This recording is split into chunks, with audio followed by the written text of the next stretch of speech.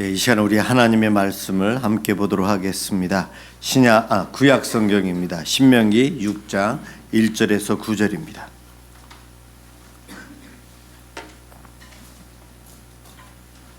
신명기 6장 1절에서 9절까지입니다.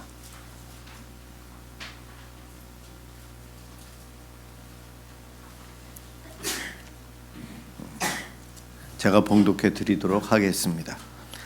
이는 곧 너희의 하나님 여호와께서 너희에게 가르치라고 명하신 명령과 규례와 법도라. 너희가 건너가서 차지할 땅에서 행할 것이니 곧 너와 내 아들과 내 손자들이 평생에 내 하나님 여호와를 경외하며 내가 너희에게 명한 그 모든 규례와 명령을 지키게 하기 위한 것이며 또 내 나를 장구하게 하기 위한 것이라. 이스라엘아, 듣고 삼가 그것을 행하라. 그리하면 내가 복을 받고 내 조상들의 하나님 여호와께서 내게 허락하심 같이 젖과 꿀이 흐르는 땅에서 내가 크게 번성하리라. 이스라엘아, 들으라. 우리 하나님 여호와는 오직 유일한 여호와이시니 너는 마음을 다하고 뜻을 다하고 힘을 다하여 내 하나님 여호와를 사랑하라. 오늘 내가 네게 명하는 이 말씀을 너는 마음에 새기고 내 자녀에게 부지런히 가르치며 집에 앉았을 때에든지 길을 갈 때에든지 누워 있을 때에든지 일어날 때에든지 이 말씀을 강론할 것이며 너는 또 그것을 내 손목에 메어 기호를 삼으며 내 미간에 붙여 표로 삼고 또 내 집 문설주와 바깥문에 기록할지니라. 아멘. 신앙 전수의 책임에 대해서 설교하려고 합니다. 하나님 말씀에 너와 내 아들과 내 손자들이, 오늘 제목을 성경 구절에 있는 그대로 3대에 걸쳐서 말씀을 전하는 그 내용을 저희들이 읽었습니다. 우리나라에 여러 재벌들이 있는데 재벌들은 재벌 2세 경영을 위해서 일찍부터 노력을 하고 준비를 합니다. 최고의 스승을 만나도록 전문가들을 통해서 어려서부터 교육을 시켜서 포기해야 될 자식과 포기 안 하고 끝까지 교육시켜야 될 자식을 그 안에서 선별해서 2세 경영을 위해서 그 준비를 일찍부터 합니다. 내 아버지가 평생을 걸쳐서 기업을 이루었는데 능력이 안 돼서 내가 그 기업을 이어받지 못하고 요즘은 다른 전문 경영인에게 맡겨야 되는 그러한 상황에 놓이는데 아까우니까 끝까지 자기 자녀들 중에서 그 기업을 물려받아서 하길 원합니다. 그들뿐만이 아니고 저도 아마 그런 마음을 가질 것 같아요. 그런데 하나님의 마음도 그러세요. 하나님께서 이스라엘 백성들에게 가나안 땅을 주셨죠. 12지파가 나누어 가졌는데 그 지파들이 나누어 가진 땅이 나중에는 사고팔고 하면 뒤섞이면 어느 지파는 없어질 거예요. 그것을 하나님은 원하지 않으셨어요. 그래서 그 지파에게 준 땅은 그 지파 안에서만 거래하게끔 했고 나중에 그것도 돌려주게끔 했죠. 한번 기업으로 물려주시면 그 기업을 그 가족이 끝까지 지켜가고 이어가며 복을 누리기를 하나님은 원하셨어요.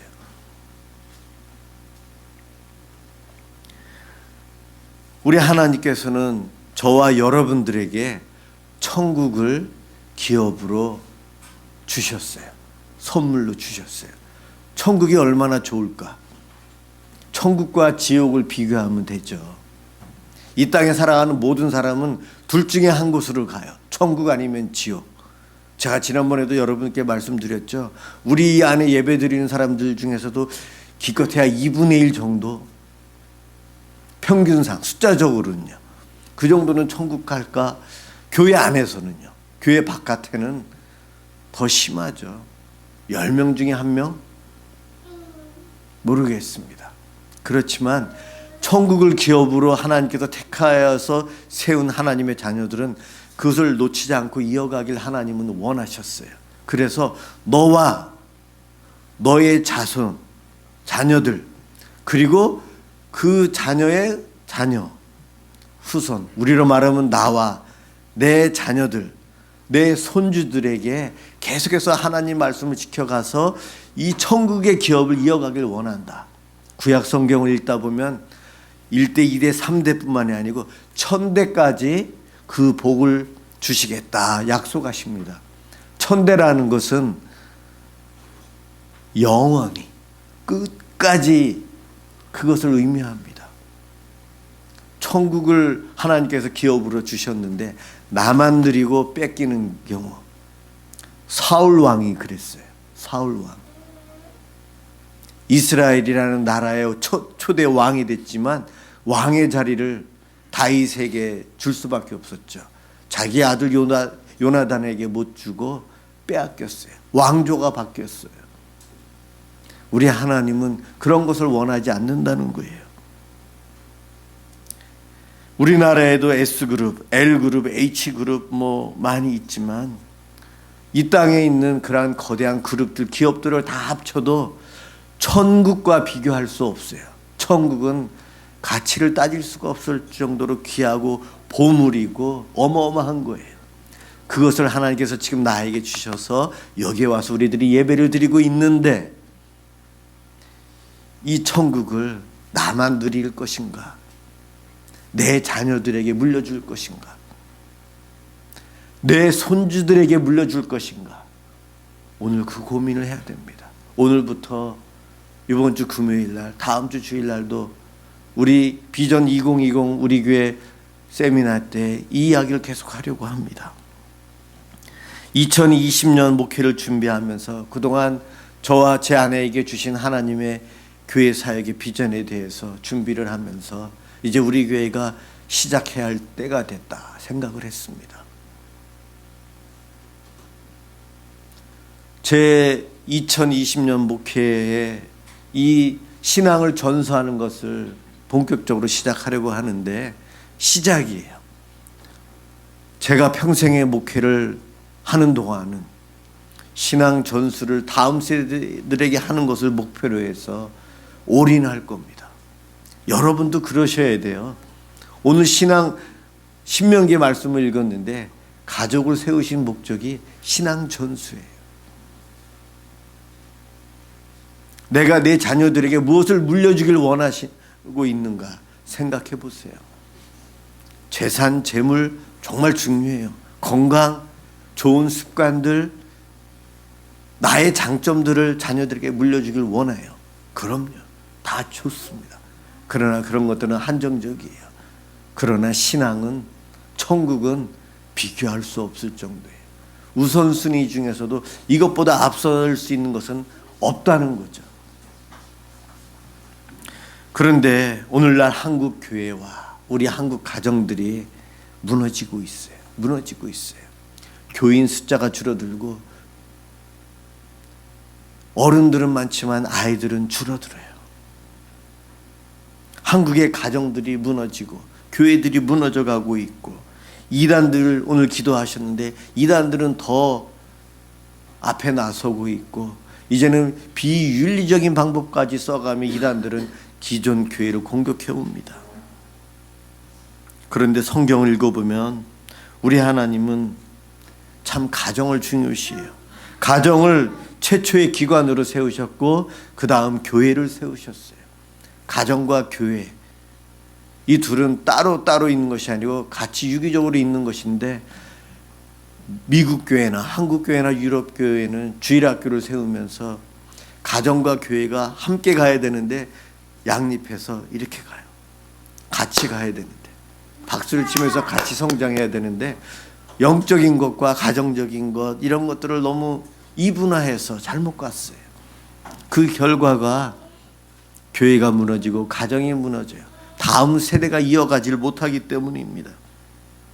하나님께서는 가정을 통해서 믿음의 유산이 이어가길 원하세요.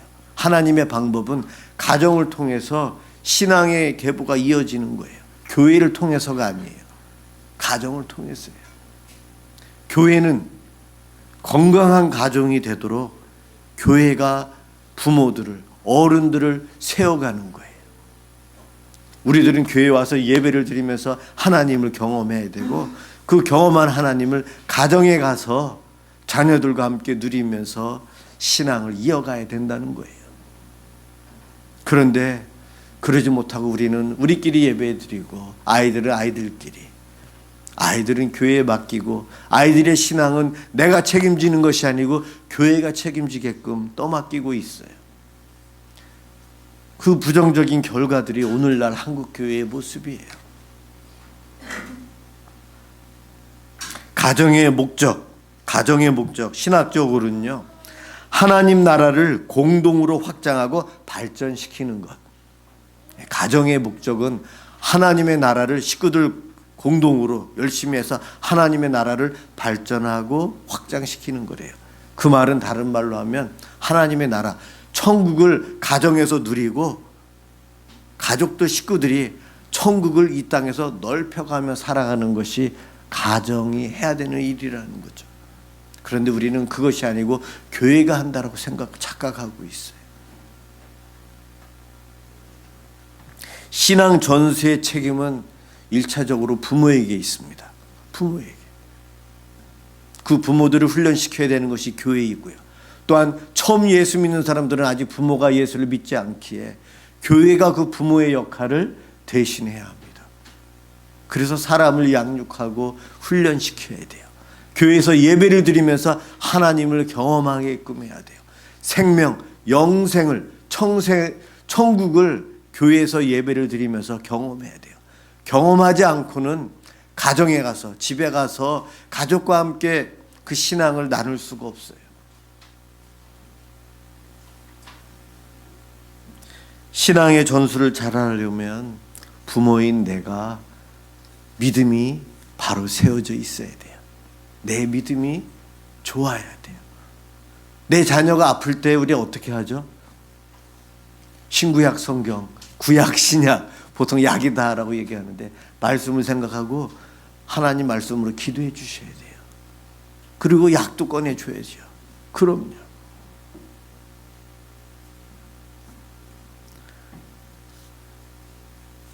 우리 오늘 사도신경을 암송을 했는데, 고백을 했는데 그 사도신경이 참 귀한 약이에요. 가정에서 자녀들을 축복하는 데 있어서 아프고 힘들고 마음이 어지럽고 그럴 때에 사도신경을 암송하면 좋아요. 영적인 전쟁터에서도 무기 중에 하나가 하나님의 말씀인데 내가 외운 게 없다 그러면 사도신경을 암송하세요, 여러분. 무당이 굿하는데도 사도신경 암송하면은 무당이 굿을 못해요. 귀신이 못 와요. 작두 무당이 제일 세다고 하잖아요. 작두신. 작두 그거 하기 전에 기독교인들 가라고 해요. 기독교인들이 거기서 믿음으로 사도신경만 암송하면 그냥 그렇게 되거든요. 그걸 그들은 알아요. 부모인 내가 가정을 지킬 수 있어요. 가정을 믿음으로 이끌 수 있는 복을 하나님께서 부모에게 주셨어요. 그 일을 내가 해야 돼요. 가정에 가서. 내가 안 하기 때문에 우리의 자녀들이 신앙의 계보를 이어가지 못하는 거예요. 교회가 해주겠지. 아니요. 교회가 해준다고 지금까지 열심히 했는데 미국 주일학교가 실패다. 그 이야기가 벌써 10몇 년 전에 공식적으로 공포했어요. 그런데 그 모습 그대로를 한국교회가 갖고 와서 주일학교를 하고 있거든요. 한국교회도 실패다라는 소리를 많이 해서 요즘 교회와 가정이 함께 해야 된다. 함께 해야 된다. 그 운동을 하고 있어요. 그럼요.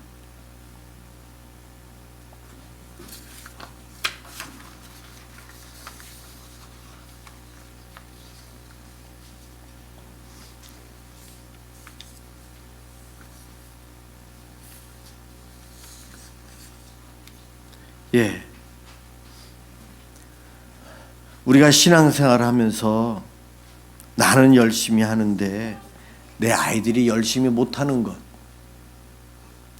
그거에 대해서 여러분 한번 고민해 보셨는지요? 마음 아파했는지요? 내 아이가 교회 안 가면 정말 혼을 내서라도 교회에 가게끔 내가 했는가 생각해 보셔야 돼요. 우리는 교육에 대해서 관심이 많아요. 특히 대한민국은 교육에 대해서 어느 민족보다도 유대인들처럼 교육에 지대한 관심을 갖고 있어요. 그런데 가장 비극적인 교육을 하는 모습들이 갈수록 많이 보여요. 나는 믿음 생활을 하는데 내 자녀들의 믿음은 생각을 안 하고 있다는 거예요. 여러분, 가나안 성도라는 말 들어보셨나요? 가나안 성도. 가나안 땅 때문에 어떻게 보면 이게 좋은 의미인가 보다 생각할지 모르지만 아주 부정적인 단어예요.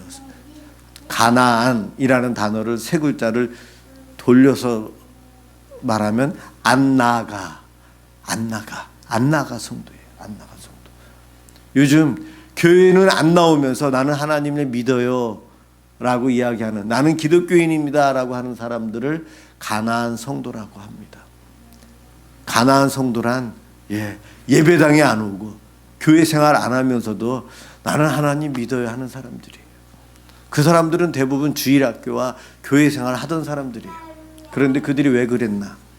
교회에 실망을 해서, 목회자의 죄를 보면서, 교회 안에서 갈등이 있어서, 내가 기대했던 교회와 달라서 실망하고 그래서 교회를 뛰쳐나간 거예요. 목회자의 잘못이고 우리의 잘못이죠. 또 본인이 생각했던 것과 다르고 본인의 생각 사상과도 달라서 실망해서 나가고 그래요. 그런 그들을 위해서 우리가 늘 기도해야 되는데 참 어려운 것이, 그 가나안 성도들은 자기는 예수 믿고 있으니까 괜찮다고 생각하는데 그분들의 자녀는 어떨까요, 여러분?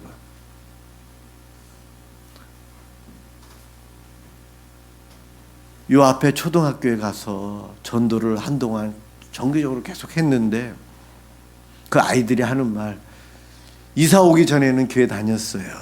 이사 와서는 교회 끊었어요. 왜 끊었지? 그랬더니 엄마 아빠가 끊으래요. 아마 이사 오기 전에는 교회를 다녔지만 실망을 해서 이사 와서는 교회 생활을 안 하는데 그 엄마 아빠는 예수를 믿고 있는 믿음은 있어요. 그런데 아이들은 어떨까요? 아이들을 교회 가게끔 하셔야 되는데 가나안 성도들은 가지마, 교회 가지마. 그 교회 위험해. 그 교회 나빠.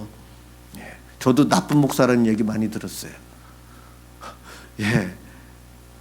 그 교회 위험해.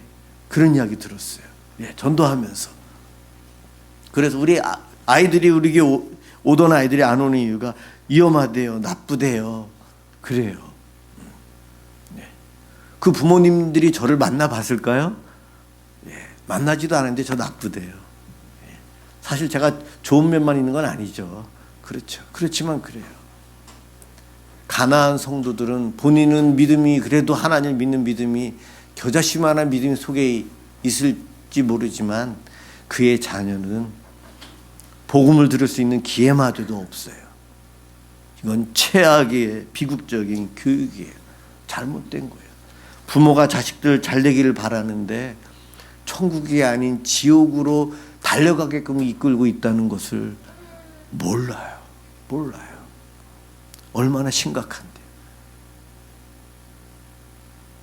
그래도 다행히도 요즘 교회와 가정이 함께 가야 된다, 이것을 교회들이 깨닫고 지금 시작을 하고 있어요.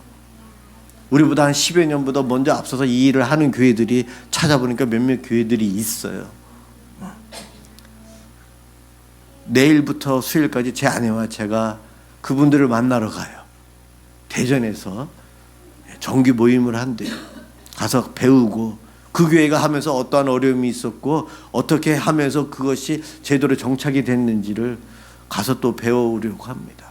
제 아내와 제가 고민하면서 이야기를 했던 내용들이, 그분들이 그 고민을 먼저 하시고 해오고 있는 분들이 이번에 한 90명 정도가 모이신대요.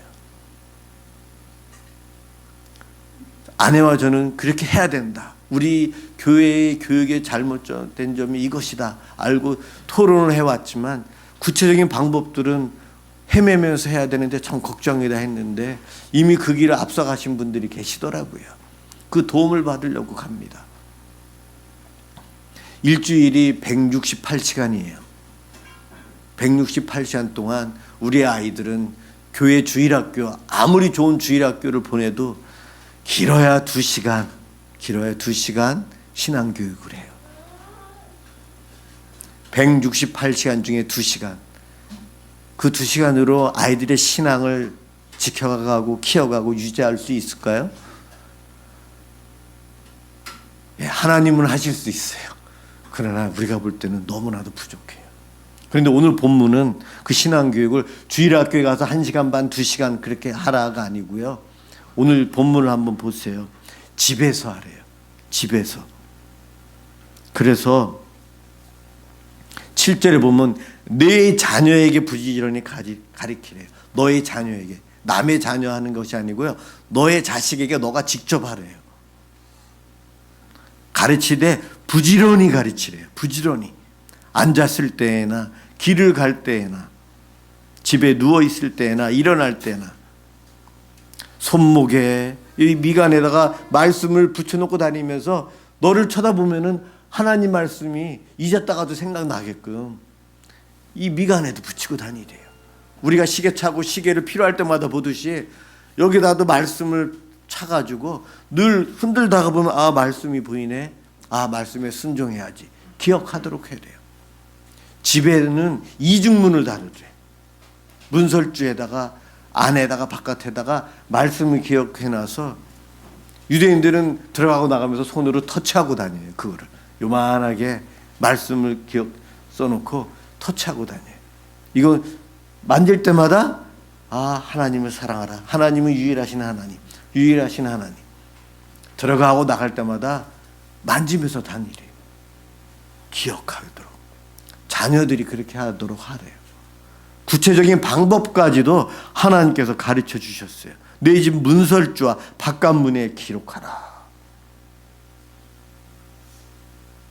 여러분, 우리가 그렇게 하고 있나요? 그렇게 하기 위한 일들을 우리가 시작하려고 해요.